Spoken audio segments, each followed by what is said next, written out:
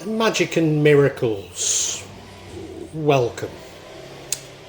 For some time I've been pondering, considering if you like, what is the difference between magic and miracles? I'm not certain I've reached a conclusion, but vlogs have been appearing on my suggestions that explore this. I think a part of my problem is that it's all related to my conviction that mysticism is a part of my religion, whilst others are adamant that it's incompatible with any religious conviction. So in this vlog I explore the issues and the logic behind what are all too often very entrenched positions. And now I've got an apology to make to all Christians. Please forgive me, because I'm going to use the Gospels to explore my thoughts, if only to avoid the potential hostility of illustrating my thoughts from my own religion, but I could easily have chosen to do so.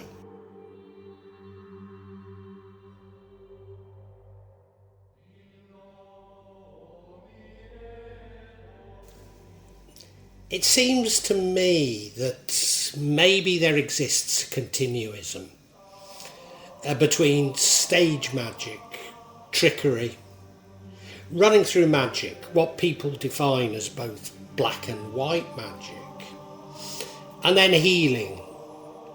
I recoil from the word faith healing, but I'd include that. And finally, what we're calling miracles. One mechanism for categorising along this continuum is to assess whether the action is gifted by God or maybe another, such as the devil or Satan.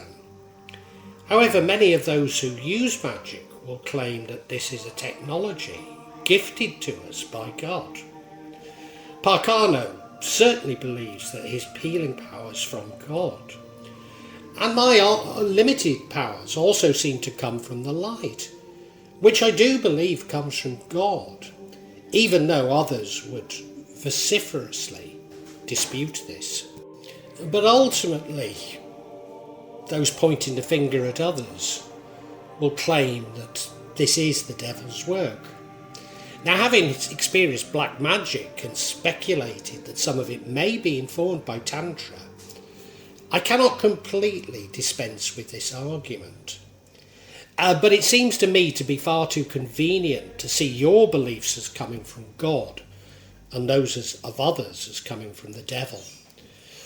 Of course, there are some who distinguish between religions and therefore what they define, and as you know I certainly don't, as different gods, in assessing whether the healing is divine or not. And you're most welcome to hold such views. But I find it so divisive. It's not something that I'm even prepared to debate in this vlog. We might add the rider that it's only sent by God if there is no subterfuge. And certainly this is the argument people have used in my posts on my channel when engaged in such arguments. But even this feels inadequate to me. I'm aware that I do not heal people, but that they heal themselves. So my role is to convince them that I'm actually doing something. I don't see this as subterfuge. But there are some who use actual subterfuge to achieve the same results, which are basically for good. At the heart of my argument is my belief that we co-create reality with God. I've said my argument, and I'm not certain I've got an argument. I'm not certain I reach a conclusion. But if we accept this belief that I have, then it would mean that all forms of healing, including Western medicine, rely on the placebo effect, something that I've mentioned before. I could extrapolate this to claim all magic. A line of argument that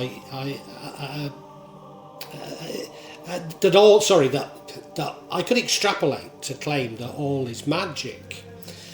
But this is a line of argument that I dislike. You may have heard my story of me beginning to study O-level economics, and it was explained to me that everything was economics. And indeed most subjects, when we go to our first lesson in them, we're told everything is sociology, everything is maths, everything is physics. And of course this is just the subject trying to impose their ideology upon us. So it's something I reject. That magic is simply a technology which science is yet to comprehend. But, I think my argument goes much further than this. It is that all is consciousness. So maybe we're not achieving actual changes in people, just believing what we do and that this is being reflected in what we perceive to be the universe. And now there's a Sufi mystic who's originally from the UK, Llewellyn Lawrence Lee, who claims that the difference between magic and miracles is that magic is conscious. Now I ought to, Llewellyn ought to resonate with me, but like so much that Llewellyn says, I'm unconvinced by this argument. I mean, don't get me wrong, I enjoy listening to him, but so often I find myself recoiling from his conclusions. I try to work out what it is, and maybe it simply reflects that his generation became hippies and mine skinheads. But I really do believe that it's something much more profound. Certainly he's influenced by theosophy. Again, something that, as you know, I somewhat recoil from. The only logical distinction I can distill is to look at intent. Is what is being done primarily being done to help others or oneself? So this would put the line between black and white magic, albeit I'd be the first to admit a highly porous line. I suppose illustrated by what of healers who receive payment for their work? So it's highly porous, and it's a debatable line, but it lies somewhere between black and white magic. Nevertheless, all of this opens up further considerations, and these are the considerations which form a part of my daily jihad over what is permissible for me to do. Have we any right to compel others to do something which is in their best interest? Perhaps this nuance is best illustrated with reference to love magic. If we really love someone and it's unrequited, is it ethical to use magic to get them to fall in love with you? Certainly here I'm not using an illustration talking simply about lust. No, I really am talking about love. And if we truly love someone and would shower them with love and provide them with all that they need, is it a bad thing to use magic to make them love you? Taking this even further, do we have any right to control the universe? Is that not God's prerogative? Of course, this would also extend to the application of scientific technology. And indeed, it's these sorts of considerations which I'm preoccupied with in my daily jihad. And guess what I'm saying is that all frameworks ultimately involve some subjectivity. And there's no argument which provides a definitive guidance on where we should draw the line, or even if we should draw a line, and I might add, or even if we should be engaged in any of this.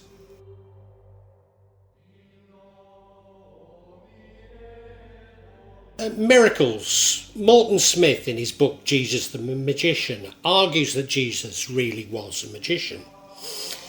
He argues that the lines between magic and miracles is ill-defined. And whilst the book could probably be seen as a somewhat flawed polemic, it does illustrate the debate that I want to focus on. The Gospels certainly appear to depict Jesus as having some form of magical powers. Furthermore, Jesus also performed exorcisms and raised the dead. He's portrayed as someone casting out demons demons or jinn at times and using angels in this fight. Now, the Gospels themselves at times appear to suggest that Jesus did use some ceremonies, and that not all of his miracles were simply about the placing of hands. Indeed, the Abrahamic scriptures all contain specific verses, such as Psalm 91, ayat al-Kursi, which are specifically to be used within exorcisms. And now, Dr. Justin Sledge, who I've got an awful lot of time for, suggests that Jesus belonged to a tradition of Galilean miracle workers. And he traces this through Jewish history, and points to many of these. He describes a litany of miracle workers who appear to have achieved many of the same things as Jesus, such as creating loaves of bread. Indeed, he goes on to show that some of them, in their descriptions in the Jewish history, sound remarkably similar to what Christians believe Jesus to be. Now, I've got to say, and I've said it before, but I have a problem with the increasing trend for some Christians to claim that Jesus is God. Now, I am saying this because I'm a Muslim, but you need to understand that to us Muslims, Jesus is exceedingly important. He's mentioned in al-Quran far more times than Muhammad. It's simply that we don't see him as God. And I don't believe that traditionally Christians have. I think this is a relatively recent phenomenon. But it's interesting that those who make this claim use his miracles to support the claim, i.e. that he could only do such things because he was God. Now, one of the problems across all of the Abrahamic religions is that we've distilled multiple words from these ancient times to describe all of these activities to a few simple words such as magic, miracles, sorcery. Whilst exorcism, healing, wonders, miracles were much more commonplace during the time when the scriptures were written, and also the times when they were written about. At the time, there was no real controversy about their use because they were commonplace. The gospel writers painted a picture of Jesus' miracles being divinely guided and painted him as a universally good person, and I'm not disagreeing with that. But they purposely avoided these pejorative words associated with magic. So I think we're talking of a linguistic problem, that we have so few words to describe what is happening. Even the words miracle and magic are nothing like enough to describe the very broad range of activities that they're attempting to describe from ancient times.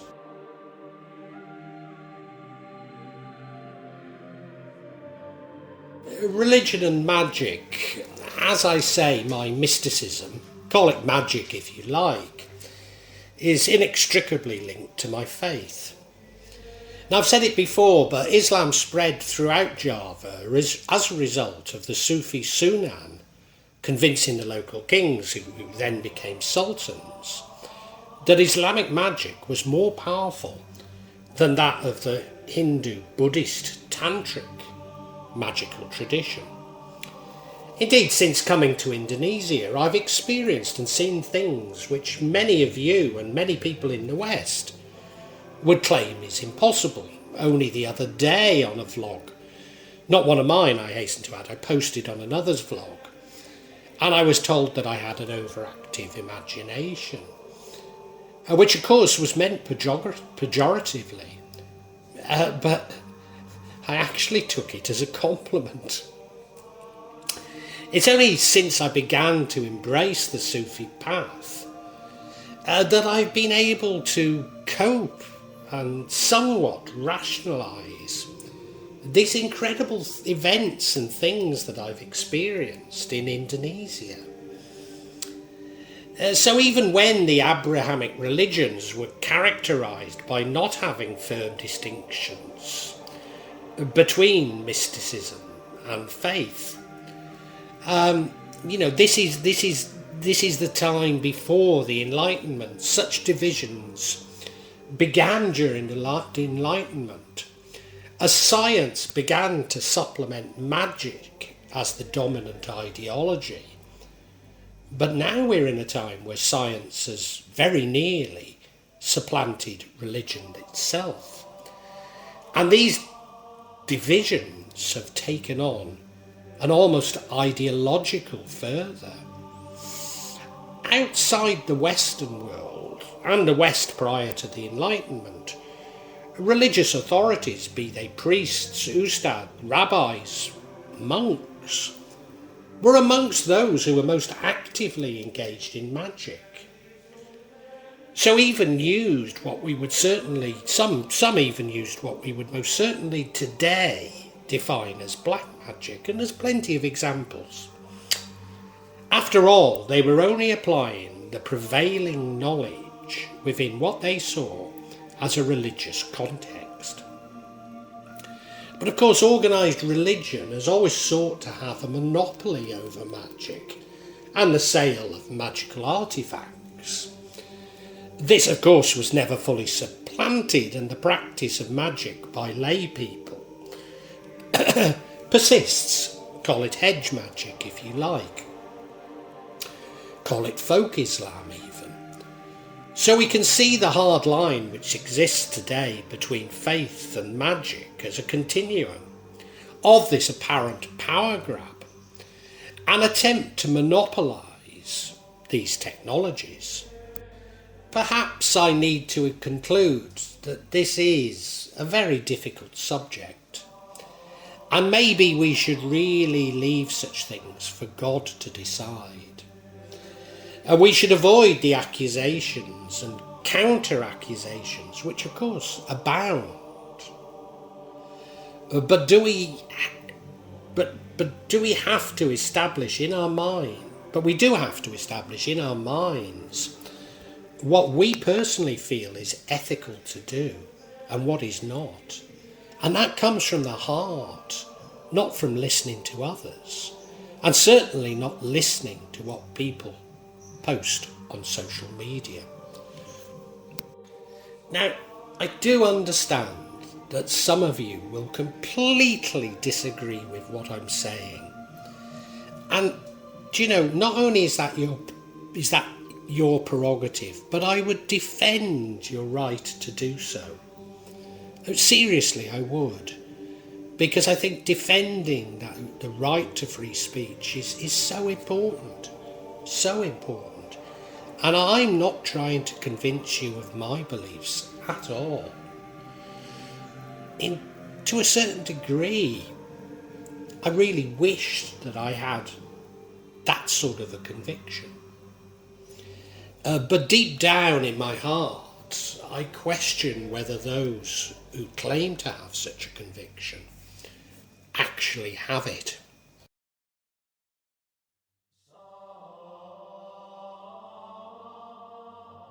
Well, I really hope you've enjoyed this vlog, and if you have, can you help me out a little? Subscribe to the channel, hit the bell, and then you'll be notified of future vlogs.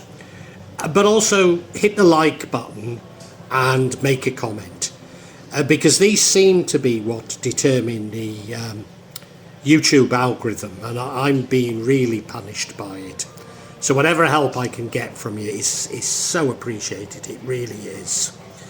When I started this, I was going to do it this section, the real magic of Java. I was going to issue maybe every 2-3 months. Now it's happening maybe every 2 or 3 days. So yeah, if you hit the bell, you'll hear about it. And thank you so much. Thank you for listening. Really heartfelt thanks.